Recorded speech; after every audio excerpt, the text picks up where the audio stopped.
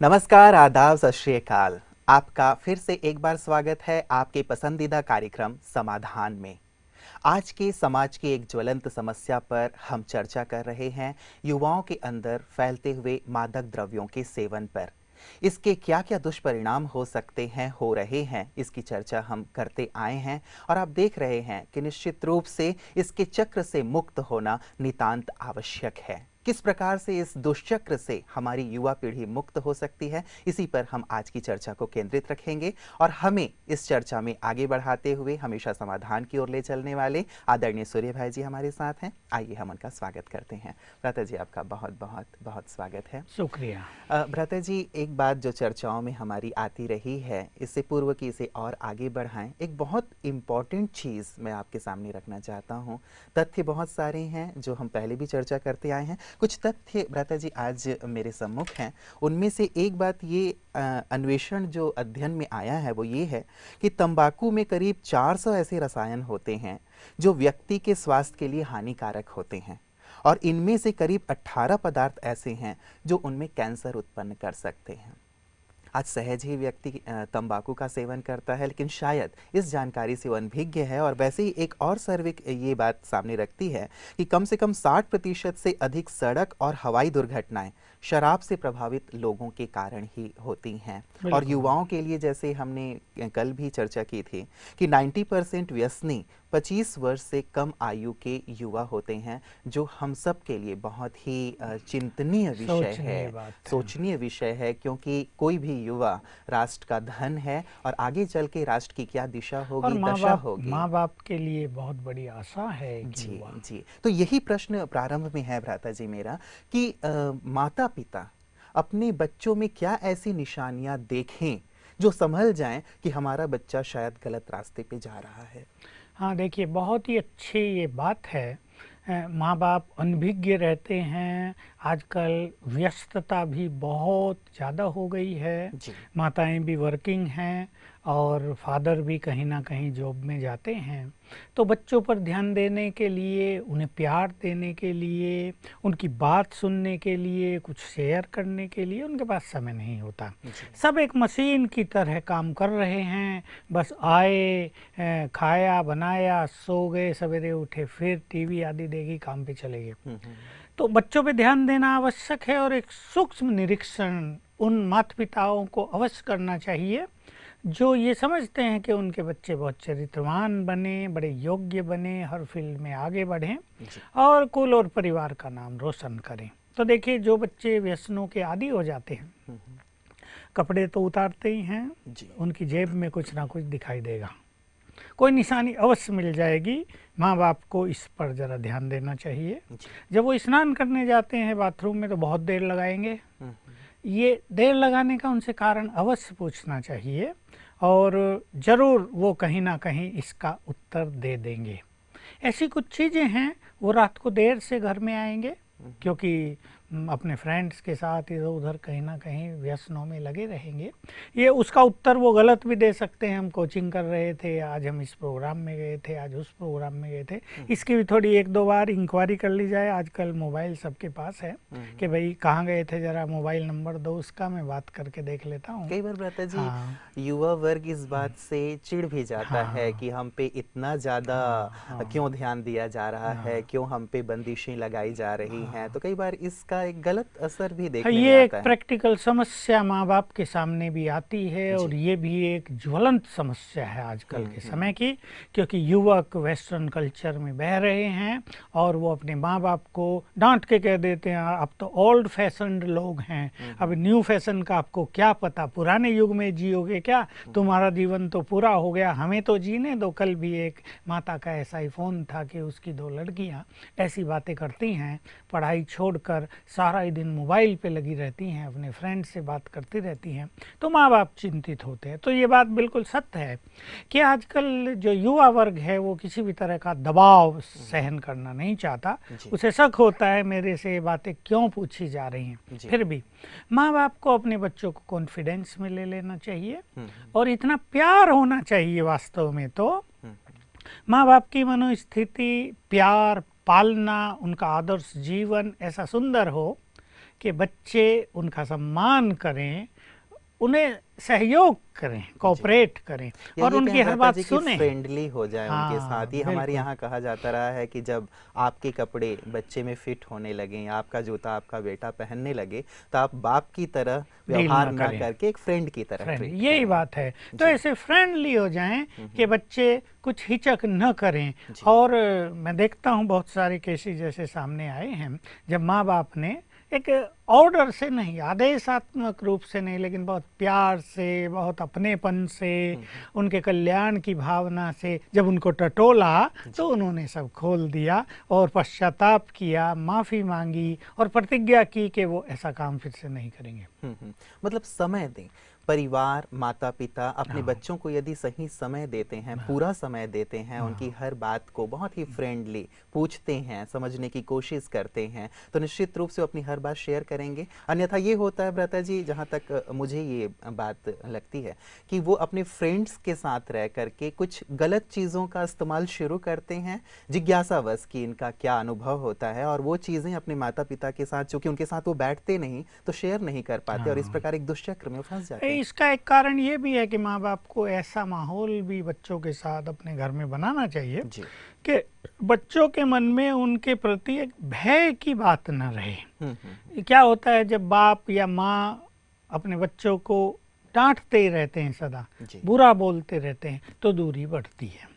इसलिए आपस में भावनात्मक जुड़ाव एक इतना अच्छा हो, प्यार का जुड़ाव एक इतना अच्छा हो, अपनापन तो उनमें रहता ही है, पर जो दूरी हो जाती है ना डांट डपट से, चाहे वो बच्चे ही क्यों ना हो, चाहे वो उनके माँ बाप ही क्यों ना हो, सबसे क्लोज रिलेशनशिप, लेकिन डांट किसी को भी प्रिय नहीं है।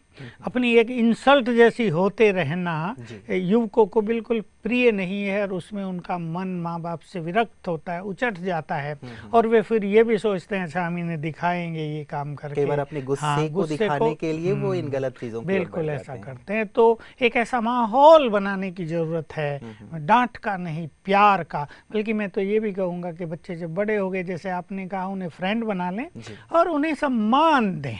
मान लो एक बच्चा बहुत होशियार है, वो इंजीनियरिंग कर रहा है, उसके मार्क्स बहुत सुंदर आते हैं, माँ बाप को भी गर्व होता है, तो बच्चे उसका वो माँ बाप उसका सम्मान भी करने लगे।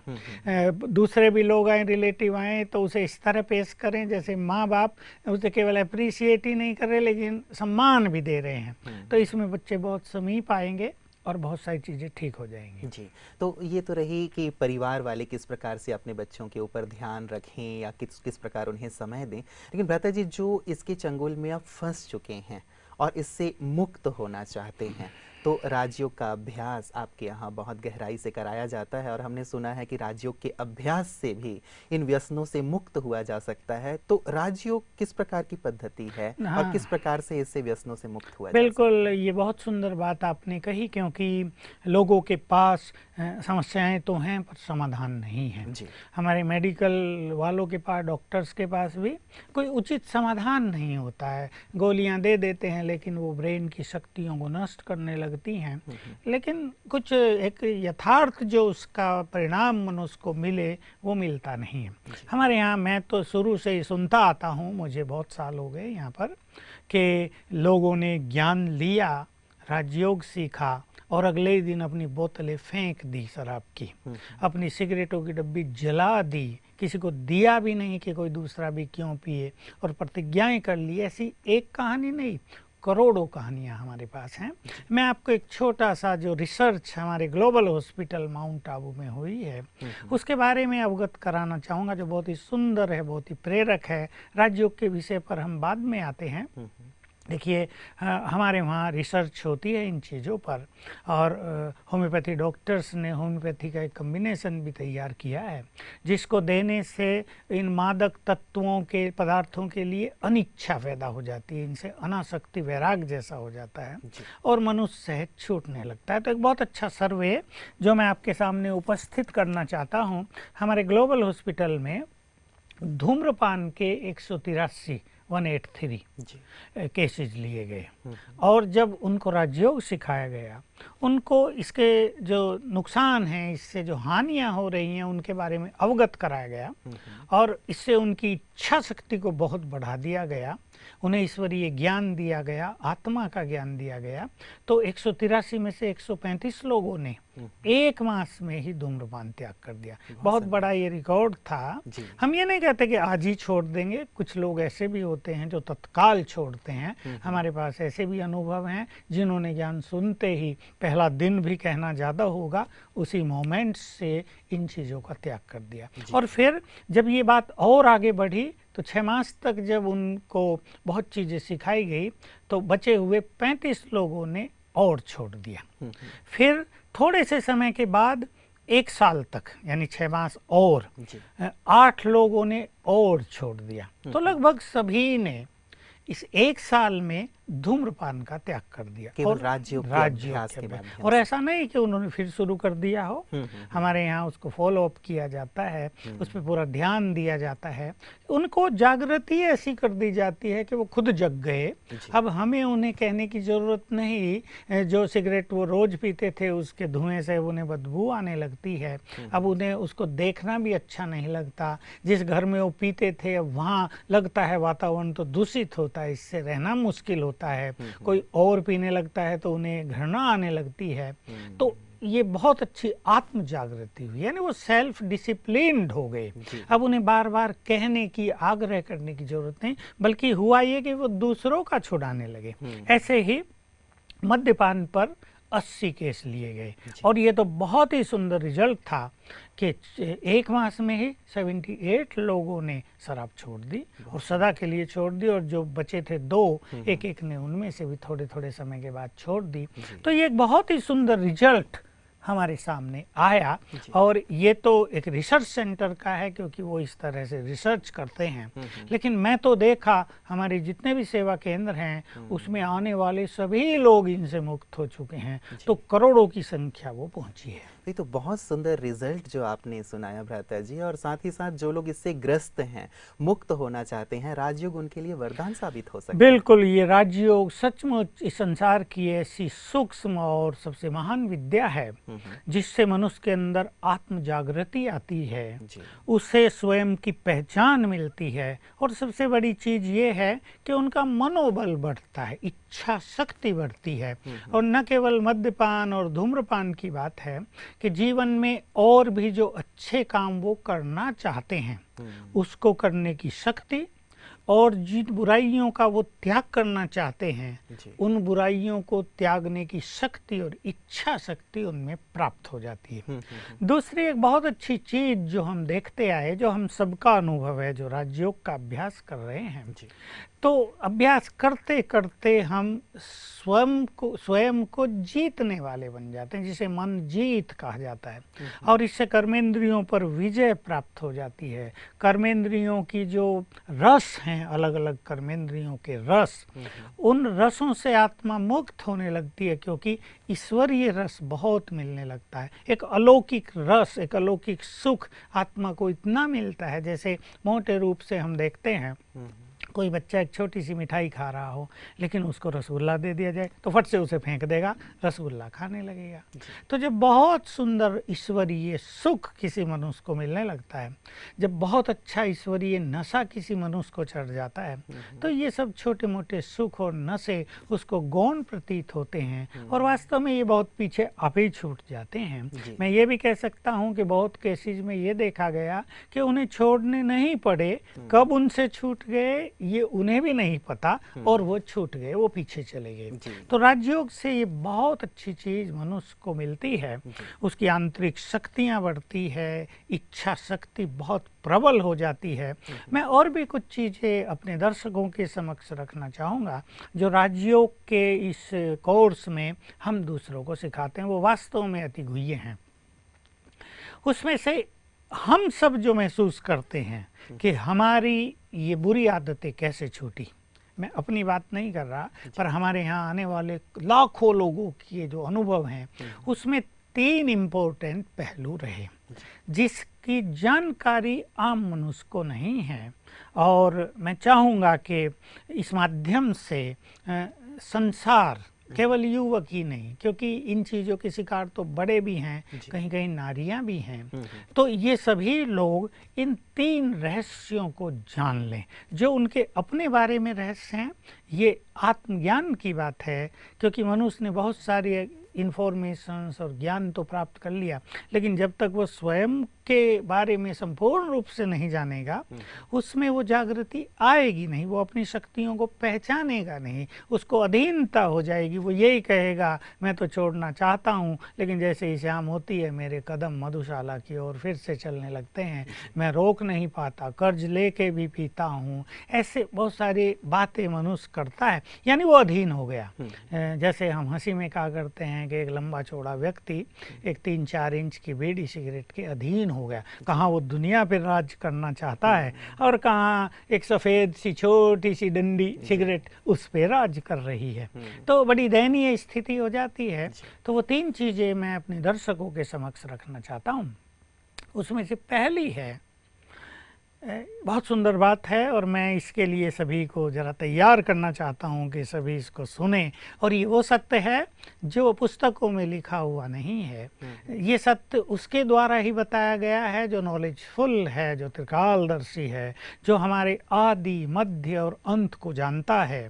शुरू से जब ये संसार की रचना हुई तब से वो सब कुछ जानता है। तो उसने हमें बताया कि तुम सभी वास्तव में देव कुल की महान आत्माएं हो। तुम वही देवी देवता हो जिनकी मंदिरों में पूजा हो रही है। अपने चेहरों को देखो, तुम्हारे चेहरों पर कितना तेज, कितनी दिव्यता, कितनी पवित्रता, कितनी रोशनी है, चमक रहे हैं चेहरे। वो आजकल के साधनों से नहीं चमक रहे, वो आंतरिक दिव्यता से चमक रहे, आंतरिक प्योरिटी से चमक रहे, आत्मा बिल्कुल साफ है। तो स्वयं परमात्मा हमें याद दिलाते हैं, रियलाइज कराते हैं, तुम देवों की संतान हो, तुम स्वयं देवता थे, तुमने हजारों साल देव युग में व्यतीत किए। तो जब कोई व्यक्ति हमारे पास आता है, हम उसे ये सत्य रहस्य बताते हैं और वो मनुष्य थोड़ा भी रियलाइज कर लेता है, ये क्या, मैं देवकुल की आत्मा, फट से सब चीज़ों से अनासक्ति हो जाती है। उसे लगने लगता है ये सब तो जहर है। मंदिरों में देवताओं के आगे ये सब कहाँ अर्पित करते हैं, भोग लगाते हैं, खीर लगाएंगे, बहुत अच्छे फल फ्रूट लगाएंगे, कितने सुगंधित फूल ले जाते हैं हम उनके सामने, उनको छू भी नहीं सकता वो व्यक्ति। देखो ब्राह्मण ही छूते हैं, हाँ, जो गलत चीज़ों का, जो स्नान नहीं करता, जो स्वच्छ नहीं है। सत्य तो ये है कि वो इतने पवित्र हैं कि पवित्र ब्राह्मण को ही उन्हें छूना चाहिए, लेकिन आजकल ये तो खैर संभव नहीं है। तो ये आत्म जागृति सबके लिए परम आवश्यक है। हम देवों की संतान हैं, हम देवी देवताएं हैं। कई मेरी ये बात सुन के ऐसा भी कह देते हैं, अनेक देवियों को तो मांस का भोग लगाया जा रहा है, बलि चढ़ाई जा रही है। ये तो मैं थोड़े में ही कहूँगा, ये विषय तो अब नहीं है कि ये तो हमारे धर्मों की अंधश्रद्धा की बात है, ये सब गलत है। देवियाँ कोई मांस भक्षण नहीं करती, नहीं तो उन्हें देवियाँ न कह के राक्षसी कहा जाएगा। बस मैं इतना ही कहूँगा। वो देवी देवियाँ हैं, देवता कुल की महान आत्माएँ हैं, दाता हैं, उनके चेहरों पर दिव्यता है। मांसाहारी व्यक्ति के चेहरे पे भला दिव्यता कहाँ आ सकती है। पहले भी हम चर्चा कर रहे हैं भ्राता जी कि देवी देवताओं को ये जो मद्य या अन्य प्रकार की ये जो चीजें चढ़ाई जाती हैं, वो केवल एक प्रकार से या तो धर्म की ग्लानि करने के लिए या फिर उस व्यक्ति के द्वारा स्वयं ली जाती रही होंगी, इसलिए शुरू की गई। वो सोचता है सबको प्रसाद खिला देंगे, मैं भी खा लूंगा, तो देवियों को भी भोग लगा दो और देवियां इससे प्रसन्न हो जाती हैं, सबका स्वार्थ सिद्ध हो जाएगा। तो ये वास्तव में अधर्म है, धर्म की बात ही नहीं है। हिंदू धर्म के जिन संप्रदायों में ये प्रथा अब तक प्रचलित है, उन्हें जान लेना चाहिए वो धर्म के मार्ग पर नहीं है, वो अधर्म के मार्ग पर हैं। इससे देवी देवता प्रसन्न कभी नहीं होते हैं, ये तो पाप का कर्म है। तो हम फिर से वहीं आ जाएं। दूसरी बात मैं सभी दर्शकों के सम्मुख रखना चाहता हूँ। इस बात को जानने से बहुतों का धूम्रपान, मद्यपान और ये गुटखा आदि और मांसाहार जो भी था सब तत्काल छूट गया है। वो है, मैं आत्मा हूँ, ये देह नहीं हूँ, मैं इस देह से अलग हूँ, तो देह के रस मुझे अपने अधीन नहीं कर सकते। फिर राजयोग में हम ये अवेयरनेस दिलाते हैं कि तुम पवित्र आत्माएं हो, जैसे किसी मनुष्य को ये आभास होता है मैं तो परम पवित्र हूँ, तो ये चीज़ें पवित्रता के प्रतिकूल हैं, उसकी शत्रु हैं, तो चित्त शुद्ध होने लगता है, हम पवित्रता की ओर बढ़ने लगते हैं। और तीसरी बात है, हम भगवान के बच्चे हैं जी। भगवान के बच्चे, सोच के देखे कितनी सुंदर फीलिंग है। हम उसके बच्चे हैं जो परम पवित्र है, हम उसके बच्चे हैं जो उनका भी पिता है जिनका मांस भक्षण किया जा रहा है, क्या वो उससे भला प्रसन्न होगा? तो हम भगवान के बच्चे हैं, पवित्रता के सागर के बच्चे हैं। जैसे ही हम उससे अपनापन जोड़ेंगे, वो तो हमारा परम पिता है, तो हमारी आंतरिक शुद्धि बढ़ने लगती है, विचार पवित्र होने लगते हैं और ये सब चीज़ें पीछे छूट जाती हैं। राजयोग के ये 3 पहलू हैं। जी जी, बहुत सुंदर बातें आपने भ्राता जी रखी हैं। और ये यदि गहरी अनुभूति में किसी भी व्यक्ति के आ जाए कि मैं देव कुल की आत्मा हूँ, वही देवी देवताएं जिनकी पूजा हो रही है मंदिरों में, मैं वो हूँ, उनका वंशज हूँ और मैं आत्मा हूँ। दूसरी बात जो आपने कही कि पवित्रता मेरा स्वरूप है, स्वधर्म है, तो ये सारी जो चीज़ें हैं जो बिल्कुल ही कही जाए दूषित हैं या तामसिक हैं, वो चीज़ें स्वतः ही दूर हो जाएंगी हमसे, हम मुक्त हो जाएंगे। और तीसरी बात आपने बहुत ही गहरी कही कि वो सर्वशक्तिवान परमात्मा जो पवित्रता का सागर है, उसकी हम संतान हैं। बहुत गहरी बातें हैं भ्राता जी, इसका हम अनुभव भी जरूर करना चाहेंगे, लेकिन उससे पूर्व मेरा एक प्रश्न है। कई लोग जानते हैं कि ये बुरी चीज़ है, बुरी आदत है, लेकिन उनका कॉन्फिडेंस इतना ज़्यादा डाउन हो गया होता है कि वो चाहते हुए भी इससे मुक्त नहीं हो पाते हैं। तो क्या ऐसे लोग भी जो लंबे समय से व्यसनों से ग्रस्त हैं, बार बार कोशिश करने के बाद भी हार चुके हैं और अब पूरी तरह से उन्होंने सरेंडर कर दिया इनके आगे, क्या वो भी इससे मुक्त हो सकते हैं? बिल्कुल, ऐसे अनेक प्रैक्टिकल एग्जाम्पल हैं। 40 साल से मद्यपान करने वाले लोग मुक्त हो गए, जीवन भर हुक्का पीने वाले लोग फटाफट उससे मुक्त हो गए, और सिगरेट तो पूरा जीवन जिन्होंने उसका धुआं उगला है वो सब उससे मुक्त हो गए। इसमें राजयोग बहुत बड़ी भूमिका निभाता है। राजयोग में सर्वशक्तिवान से जब हमें शक्तियां मिलने लगती हैं तो हमारा मनोबल ही बहुत बढ़ जाता है, और वो शक्तियां इतनी डिवाइन हैं, इतनी प्योर हैं कि जब वो आने लगती हैं तो स्वतः ही ये छूट जाती हैं, इच्छा शक्ति बढ़ जाती है।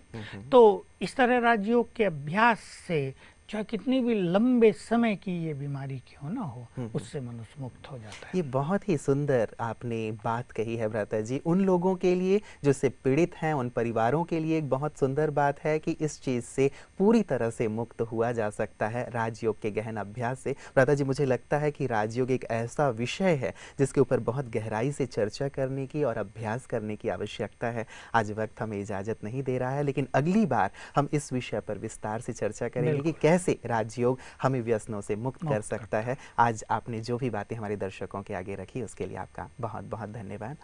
दर्शकों, आपने देखा कि राजयोग एक सुंदर माध्यम हो सकता है, एक साधन हो सकता है जो हमें व्यसन से मुक्त कर सकता है। व्यसन, नशा जो हमारा नाश कर रहा है और साथ ही हमारे जीवन को अंधकारमय बना रहा है, उस चीज़ से हम अब मुक्त होते चलें, एक सुनहरे भविष्य की ओर बढ़ते चलें। यही समय की वास्तव में मांग है, और युवा शक्ति यदि इससे मुक्त होता चलता है तो हमारे देश का, सारे विश्व का भविष्य निश्चित रूप से उज्जवल होगा। इस चर्चा को हम आगे भी जारी रखेंगे। आज के लिए इतना ही, दीजिए इजाज़त। अपने मित्र को नमस्कार।